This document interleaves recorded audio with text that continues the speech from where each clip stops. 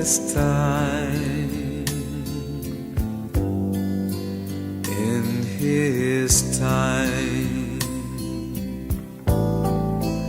he makes all things beautiful in his time. Muzina la Tate, ndi la Mwana, ndi la Mzimu woyera. Amen. Ambuye akhale nanu. Takulandirani ku programu yathu ya Tilankhuleni Ambuye.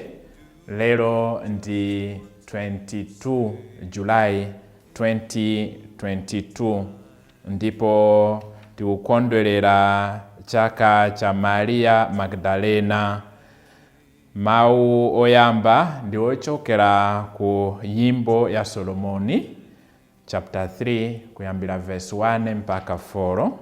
Titakuwerengaso Akorinti wachiviri chapter 5 kuyambira verse 14 mpaka 17.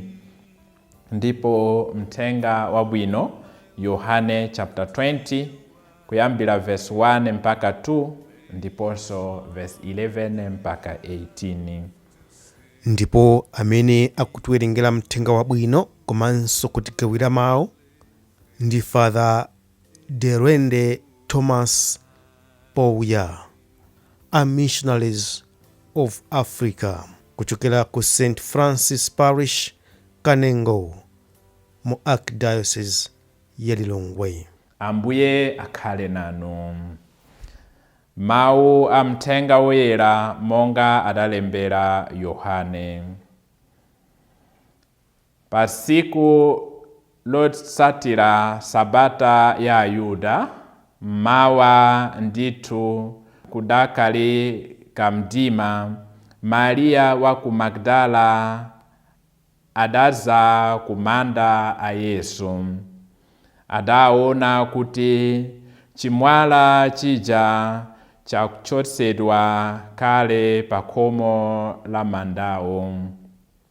Choncho adatamanga nakafikira kwa Simoni Petro ndi kwa ophunzira wina uja amene Yesu ankamukonda kwambiri. Adawuza kuti awachotsa Ambuye m'manda muja, ndipo sitikudziwa kumene akawayika. Maria adakhalabe chilili panja pafupi ndi manda, akulira choncho adawerama kusuzumira m'mandamo. Naona angelo awiri ovala zovala zoyera. Angelowo adakhala pansi, wina ku munthu, wina ku mapazi, pamalo pamene padagona mtembo wa Yesu paja. Iwo adamufunsa kuti, inu mayi, mukuliranji? Iye adati, chifukwa awachotsa Ambuye anga, ndipo sindikudziwa kumene akawayika. Atanena zimenezi adacheuka, naona Yesu atayimirira pomwepo, koma sadamuzindikire kuti ndi Yesu. Tsono Yesu adamufunsa kuti, mayi iwe, ukuliranji? Ukufuna yani? Maria ankayesa kuti ndi wakumundako. Motero adamuuza kuti, bambo, ngati mwawachotsa ndinu, mundiuze kumene mwakawayika kuti ndikawatenge. Yesu adati, Maria. Iye adacheuka nanena kuti, Rabuni, ndiye kuti aphunzitsi pa Chiheberi.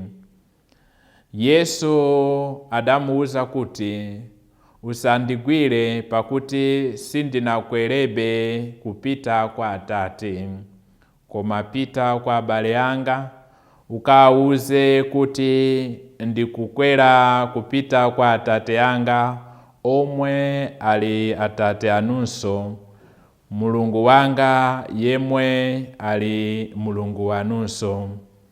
Maria wa ku Magdalayo adapita nakawuza ophunzira aja kuti ndaona Ambuye, ndipo adawakambira zimene Ambuyewo adamtuma. Mthenga wa Ambuye. Nthawi zonse kukumbukira anthu oyera, anthu odala, tikukondwerera zinthu zitatu.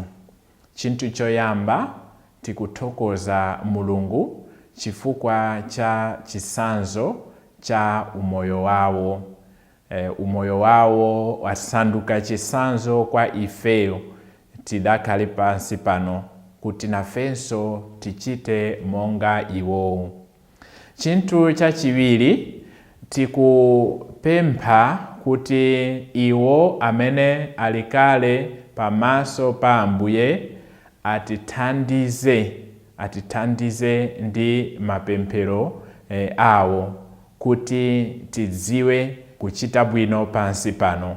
Buku la Chivumbulitso likutithandiza kuti tidziwe kuti anthu oyera ali pamaso pa Ambuye ndipo akuyimba matamando a Ambuye. Chinthu chosiriza ngati tikukumbukira anthu oyera, ife tikupempha mphamvu za Ambuye kuti nafenso tikhale chisanzo chabwino kwa anthu ena, kuti ifenso tikhale oyera ngati Atate athu ali kumwamba. Ndipo nthawi zambiri kumva za anthu oyera tikuganiza kuti mwina amenewa adabadwa ndipo sanachimwe moyo wawo wonse. Ndithu alipo amene sanachimwe moyo wawo, koma ambiri ndi anthu amene adazindikira kuti ngakhale ndi wochimwa, chifukwa cha Ambuye ayenera kusintha moyo wawo kuti achite za Mulungu.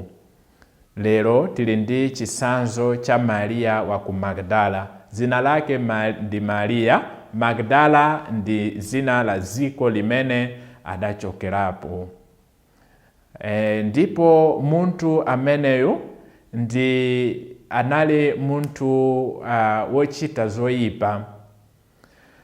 Ndipo tikuwerenga mu mthenga wabwino monga adalembera Luka woyera chapter 8 kuyambira verse 1 mpaka 4, za amayi amene adasatira Yesu kuti athandize Yesu ndi ophunzira ake ndi zosowa zawo. Mmodzi wawo ndi Maria wa ku Magdala. Ndipo mawu a Ambuye kuti thandiza kuziwa kuti anali munthu anali ziwanda mwa iye, ziwanda 7, ndipo Yesu adachotsa ziwanda zimenezo. Kuchokera apo adamsatira Yesu. Ndipo enanso analumikizana Maria ndi mkazi umene adagwiridwa kuchita zigololo. Ndipo tikuziwa kuzira mu mawu amene wakuti Maria anali munthu waziwanda, ndiponso adachita zoyipa kumbuyoko asanakumane ndi Yesu. Koma tikuona kuti akakumana ndi Yesu adasanduka munthu wabwino, munthu okonda Yesu, munthu okonda za Mulungu. Ndipo adamsatira Yesu mpaka pamtanda. Pamtandapo pafupi ndi mtanda tikumvaso zina lake Maria kuti anali pamodzi ndi Maria amayi a Yesu, kusonyeza kuti iye adamkonda Yesu mpaka sanafune kuti achoke pamene Yesu analipo. Yesu akaphedwa ndipo akayika mumanda, iye kulawiriranso mamawa kuti akaone kuti Yesu mwina kuyika mafuta ndi nunkhira zija zimene adalephera kuyika pasiku loyika Yesu. Ndipo iye ndi amene Yesu adasankha kuti akale muntu woyamba kumuona kauka kwa akufa. Maria wa ku Magdala adasanduka mtumwi wa Yesu kwa ophunzira a Yesu. Yesu anawa mtuma ndi uthenga wa kuti iye auka kwa akufa ndipo akukwerera kumwamba. Ngati Maria ku Magdala atakusintha kuchoka pamene analipo, kuchoka kukhala muntu woyipa kuti akhale bwenzi la Yesu, ifenso titha kutenga chisanzo chake kuti nafenso tisiye malo yathu yakale aja, tisiye zoyipa zathu kuti nafenso tichite zabwino. Mulungu samatiyesa pamene adatisanga, koma amatiyesa kuti tasintha bwanji pamene tadziwana ndi Mulungu, pamene tavomera Mulungu.